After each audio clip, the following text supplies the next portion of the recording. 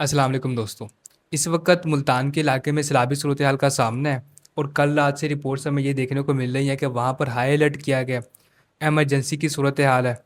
पिछले दिनों मुल्तान से ही खबर मसूल होती है कि एक बोट यानी कश्ती ओवरलोड होने की वजह से डूब जाती है, जिसके नतीजे में एक खातून और 4 बच्चे जहाँ बहक हो जाते हैं। एनडीएमए की रिपोर्ट्स का जायज़ा लें तो अब तक पूरी कंट्री में सैलाबी सूरत हाल की वजह से तकरीबन 907 लोग जहाँ बहक हो चुके हैं। अज़मा बुखारी साहब आज प्रेस कॉन्फ्रेंस करती हैं और बताती हैं कि 18.5 लाख एकड़ फसलें तबाह बर्बाद हो चुकी हैं, और साथ में वो ये भी ऐलान करती हैं कि पूरे पंजाब में 10,000 सरकारी मुलाजमिन जाएंगे और एक सर्वे करेंगे, जिसके बाद रिलीफ पैकेज का ऐलान किया जाएगा।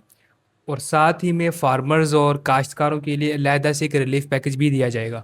इसी प्रेस कॉन्फ्रेंस में उनसे अलीमा खान साहिबा के बारे में भी सवाल होता है। जो वो कमेंट्स पास करती हैं और जो बातें हैं उसके बारे में बाद में डिटेल से डिस्कशन करेंगे।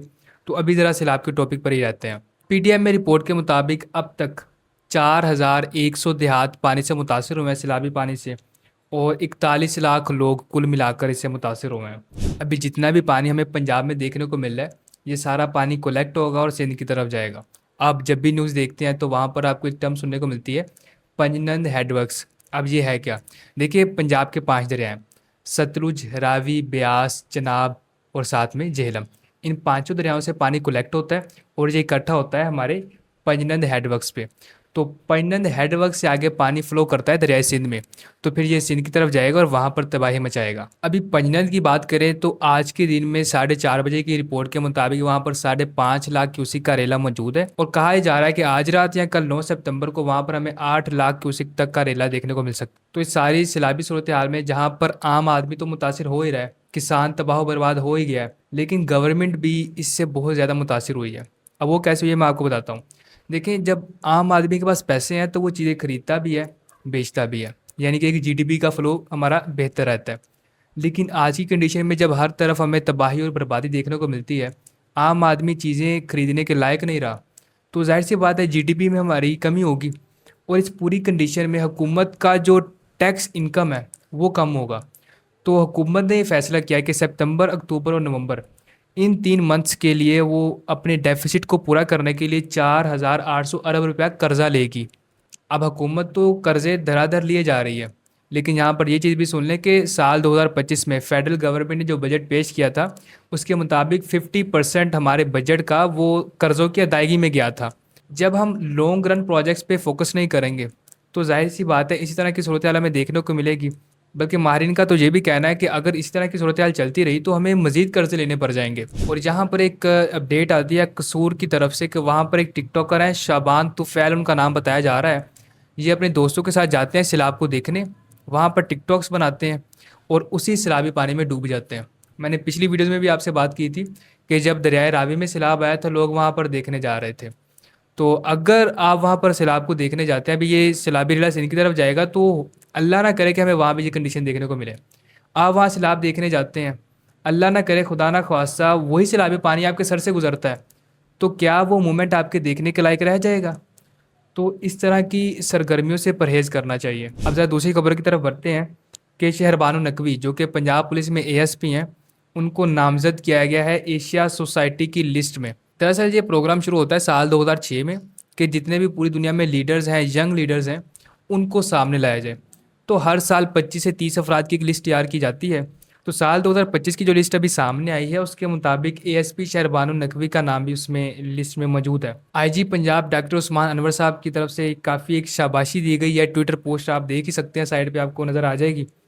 तो ये एक न्यूज़ से मैंने समझा, ये अभी आपको बता देता हूँ। अब दोस्तों आते हैं अलीमा खान साहबा केस के बारे में कि आज उन्हीं के बारे में सवालात भी किए गए अज़मा बुखारी साहबा से। अब इस स्टोरी को ज़रा शुरू से देखते हैं कि 5 सितंबर को अलीमा खान साहबा पे अंडा फेंका जाता है। तो इसी पे राय में मंसूर अली खान साहब एक वीडियो रिकॉर्ड करवाते हैं जो अपने वीलॉग्स करते हैं। उसी में वो कहते हैं कि अलीमा खान साहबा को टारगेट किया जा रहा है और कुछ जर्नलिस्ट ऐसे हैं जो उनसे कुछ ऐसे सवालात कर रहे हैं जो उनसे पूछे जाने वाले नहीं हैं।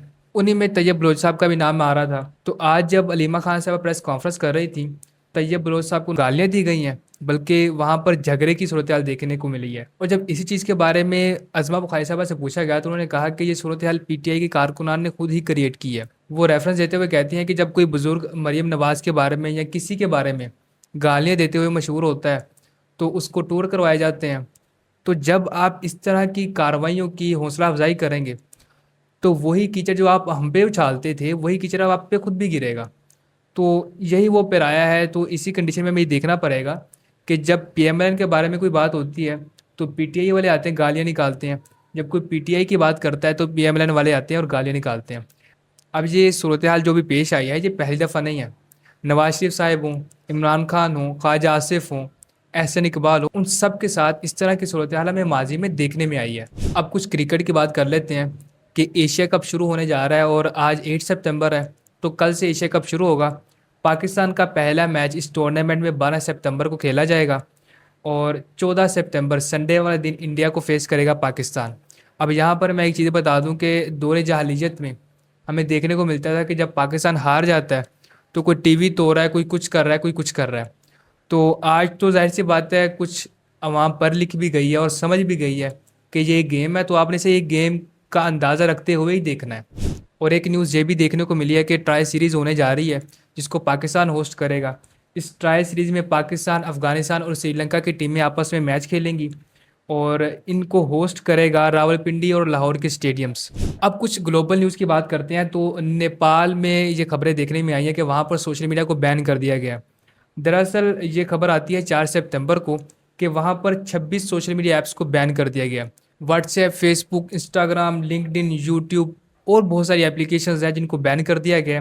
اور جب سے یہ ڈیسیجن آیا ہے تو وہاں پر کافی باتیں تو چل ہی رہی تھی لیکن آج منڈے کے دن وہاں پر ہمیں مظاہرے دیکھنے کو ملتے ہیں. تو ابھی تک کی رپورٹس کے مطابق وہاں پر ایک ہلاکت دیکھنے میں آئی ہے اور درجنوں لوگ وہاں پر زخمی ہو چکے ہیں. اب سٹوری کچھ اس طرح ہے کہ گورنمنٹ نے کہا تھا کہ ساری سوشل میڈیا ایپس ہمارے ساتھ رجسٹر ہوں گی تو صرف ٹک ٹاک رجسٹر ہوتی ہے اور باقی سوشل میڈیا اپلیکیشن ابھی تک رجسٹر نہیں ہوئی. تو یہی وجہ کہ آج صرف ٹک ٹاک وہاں پہ چل رہی ہے، باقی جو بڑی سوشل میڈیا ایپس ہیں وہ وہاں پر نہیں چل رہی. تو یہ تو نیپال کی خبر تھی. اب آتے ہیں ہم غزہ کے بارے میں کہ وہاں پر آج سیز فائر ایکسیپٹ کر لیا گیا اسرائیل کی طرف سے. یہ پرپوز کیا گیا تھا ٹرمپ کی طرف سے. تو آج اسرائیل کے فارن منسٹر آتے ہیں اور کہتے ہیں کہ ہم اس کو ایکسیپٹ کر رہے ہیں. اور آج کے دن کا کمپیریزن یہ ہے کہ 64,000 یعنی 64,000 فلسطینی شہید ہو چکے ہیں اور صرف 1160 اسرائیلیز پورے ٹائم فریم میں مارے گئے ہیں. اور پچھلے دنوں ہمیں ایک رپورٹ دیکھنے کو ملتی ہے، ایک آرگنائزیشن ہے سیو دی چلڈرن، وہ ایک رپورٹ جاری کرتے ہیں کہ اکتوبر 2023 سے لے کر اب تک 23 مہینے بنتے ہیں اور ان 23 مہینوں میں 20,000 بچوں کو شہید کیا گیا اور ان میں سے 1,009 بچے ایسے تھے جن کی عمر 1 سال سے بھی کم تھی. 42,000 بچوں کو انجر کیا گیا اور 21,000 بچے ایسے ہیں جن کو پرماننٹلی ڈسیبل کر دیا گیا. اور ابھی کی جو صورتحال ہے وہاں پر قحط دیکھنے کو مل رہا ہے. وہاں پر بچے جو ابھی بلبلا رہے ہیں ان کو ادویات نہیں دی جا رہی، وہ علیحدہ سے ہے. اب اس پوری صورتحال میں جو لوگ وہاں پر امداد دینے جاتے ہیں یا تو انہیں روک لیا جاتا ہے یا پھر انہیں گرفتار کر لیا جاتا ہے. تو یہی صورتحال ہمیں گلوبل سموتھ فلوٹیلا میں دیکھنے کو ملتی ہے کہ 44+ کنٹریز کی 70+ شپس ہیں جو ابھی غزہ کی طرف مارچ کر رہی ہیں. کل سنڈے کو یہ تیونس پہنچے تھے اور اب یہ تیونس سے غزہ کی طرف مارچ کر رہے ہیں. اس میں کافی ادویات بھی شامل ہیں اور پاکستان کا بھی 5 رکنی قافلہ اس کے ساتھ رواں دواں ہے. آج کے دن کی کنڈیشن جو ہمیں لگ رہی ہے وہ یہی ہے کہ ہم تو یہاں صرف ان کے لیے دعا کر سکتے ہیں یا فنڈنگ بھیج سکتے ہیں. اس کے علاوہ نہ تو ہمارے حکمران ان کے لیے کچھ کر سکتے ہیں نہ ہی اسلامی ممالک. تو آج کے لیے صرف اتنا ہی. ملتے ہیں انشاءاللہ اگلے ایپیسوڈ میں. اللہ حافظ.